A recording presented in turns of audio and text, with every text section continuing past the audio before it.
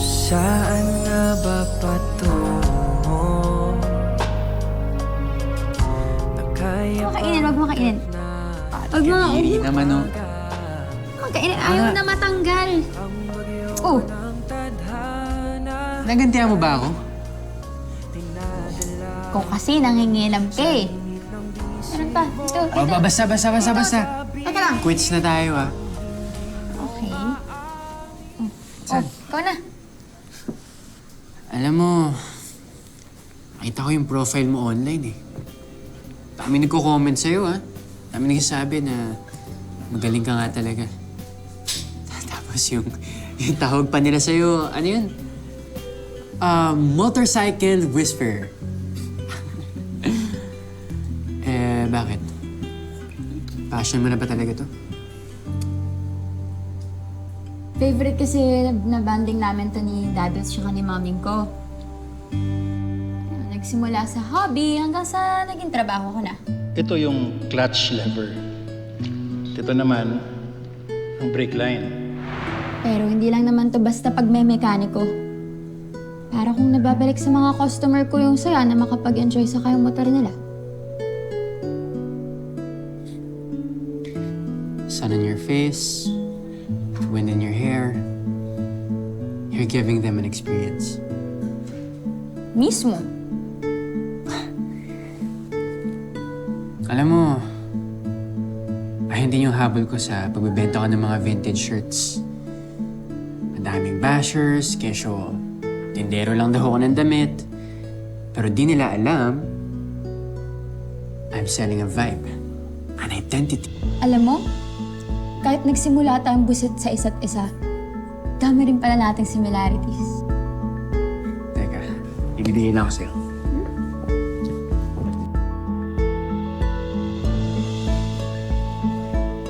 Oh, Ay, aray ko naman. sa'yo na yan. Uy. Thanks, ah.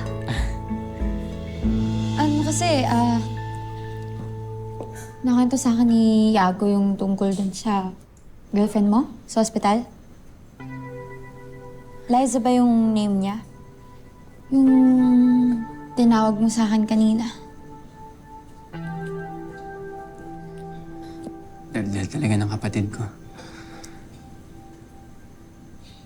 Sorry sa nangyari sa kanya. Wala namang may gustong mangyari yun. Hindi mo naman kasalanan na ganun yung naging kondisyon niya. Oo naman. Wala akong kinalaman doon sa nangyari sa kanya. Ha? Hindi mo siya angkas nung bumangga ka? Hindi. That night, may konting tampuhan kami ni Liza. Tapos, uminom siya sa bar kasama yung kaibigan namin si Mateo.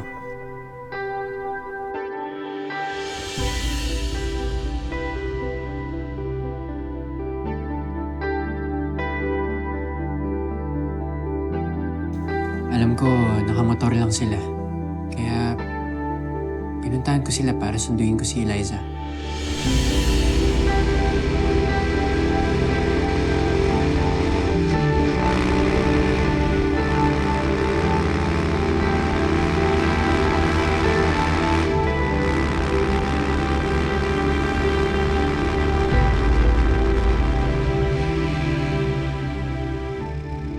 Dahil sa pagmamadali ko, ayun.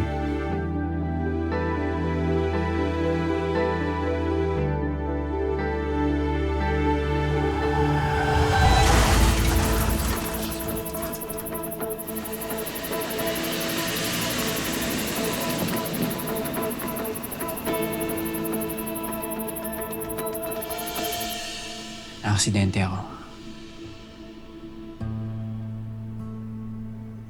Sa ospital ko na nalaman na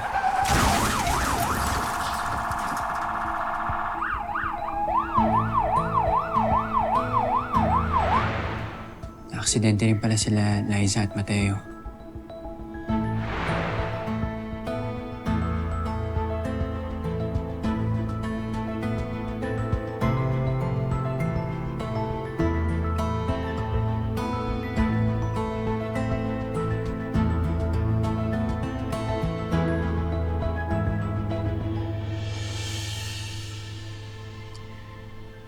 Tapos yung gagong Mateo na yun.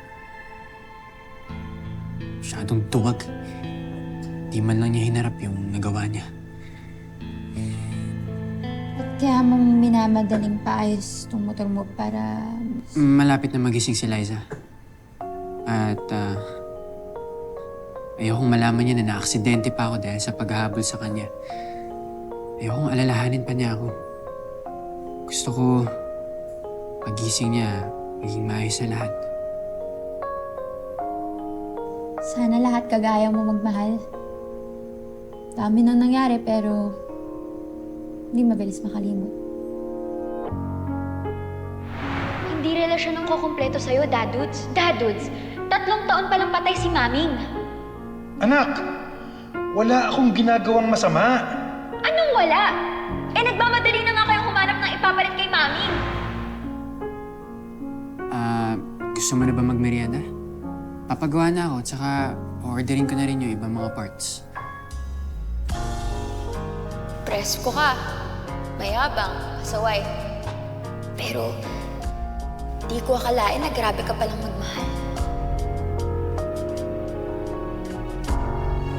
Pati papatulan ang pagsuyong nagkulang. Tayong umaasa. Hello, ma'am. Welcome po sa bahay. Ito na po juice niyo. Thank you. Parang mas madami pang nakatira na staff dito kasi dun sa magkapatid, no? Sino Rusty at ano lang ba, Yago yung nakatira dito? Ay, kasama po nila mama nila. Sa business trip lang po si Ma'am Sita. Kailan babalik ni Ma'am Sita? Sana makilala ko siya. Di ba magaling ka na mekaniko? Bilisan mo tapusin mo agad yung pag-aayos sa motor ni Sir Rusty. Bakit? Para di ko siyang makilala?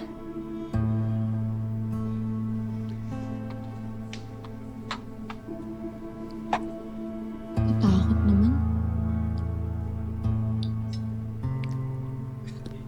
Uy, panalo. Ano, gawa to ni Ate Vivian? Wait! Ikaw pinahamak mo ko. Hinayaan mo kong isipin na si Rusty yung dahilan sa pagka-aksidente ni Liza. Hindi naman pala. Nagbuka pa tuloy akong chismosa. Ganun ba? Wala, di ko rin talaga alam kung anong totoong nangyari. Si Kuya Rusty kasi, di naman niya nagkwento sa akin. Kaya, ayoko na rin usisain. Dalawa na nga lang kami. Di pa kami close. Ba't naman?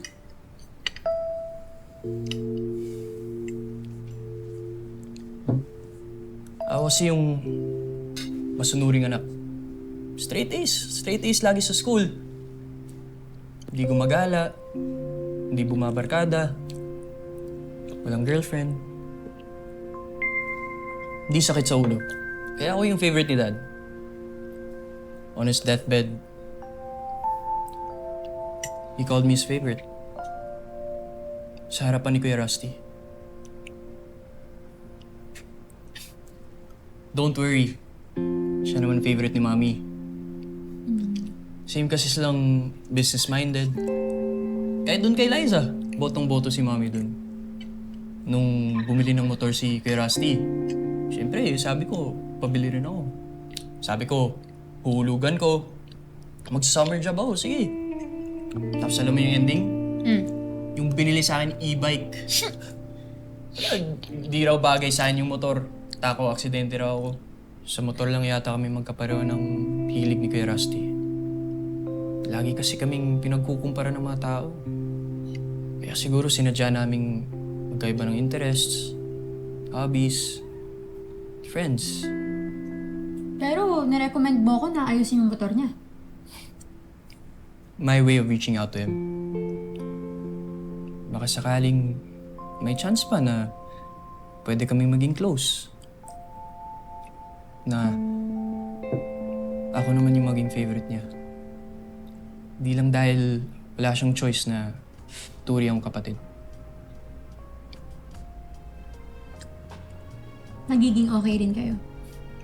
Huwag kang mag-alala. Gagalingan ko yung pag-ayos ng motor ng kapatid mo para hindi ka mapaya sa akin. Deal? Di pa sabihin ang hindi mo maamin. ba uubaya na lang ba to sa hangin?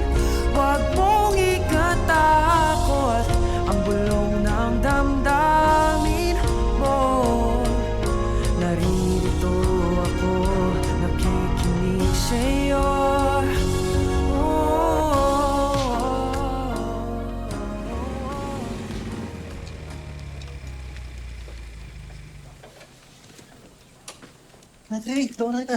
Thank you, Andy. Aba. Oh, naitrining. Bakit mag-isa lang kayo na malengke? Pwede na kayo magpa-drive kayo mga road, o di kaya sa akin. Ay, ako naman, anak. Eto nga, binilang kita ng palabok sa palengke. Naks naman, Nay. Baka talaga, alam mo yung paborito ko. Malamang yan si Mang Andy. Pumoporma kay Aling Krining. Upi naman pala tong si Yago sa bahay nila. Kawawa naman. Kaya naman pala kahit nirarayuma, panay pa rin ang larga. Ano, Nay? May pag-asa ba yan? Nako. Blooming na blooming ka ngayon, ah. Nay, huwag mo sabihin dito mo yan sasagutin. Oh, dapat doon sa loob. Sige na nga, mauna na ako. Thank you, Andy. Next time na lang ulit. Rusty, pagluluto kita ng masarap na sinigang. Oy, sama ako. Sama ako, masarap yan.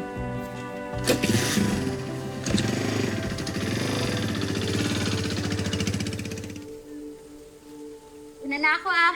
Balik na lang ako pagdating ng piyasa. Hatid na kita. kita.